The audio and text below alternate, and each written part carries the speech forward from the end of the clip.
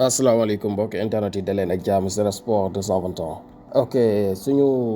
doomi réew yi nga xam ne dañu leen téye foofu la ca Maroc muy 18 supporters yi tey jii la ñu leen di atte voilà foofu la ci Rabat dinañ leen dégg maam atte tey jii la ñu xam seen ëllëg ñu ñaan ñu dal di leen bàyyi ndax kat mbir yi fi mu ne nii yàgg na lool fanweeri bés ak ñaar maanaam weer ëpp na ko ñu ngi foofu le tey jii nag ñu ngi am yaakaar ci ne bu ñu leen attee dinañ leen libéré. voilà gannaaw bi nga xam ne gis nañu dund ay mbir yu métti métti nga xamante ne mayu leen sax ñu am ay visite wala boog seen avocat war a mën a jàkkaarloo ak ñoom ngir war leen mën a défendre ak yeneen yi ñu ci ñëwoon nañ ci. voilà ak tam lankal leen li nga xam ne mooy seen làkk ngir ñu mën ci communiquer lii yëpp nekkoon ay mbir yoo xam ne dal na ci seen kaw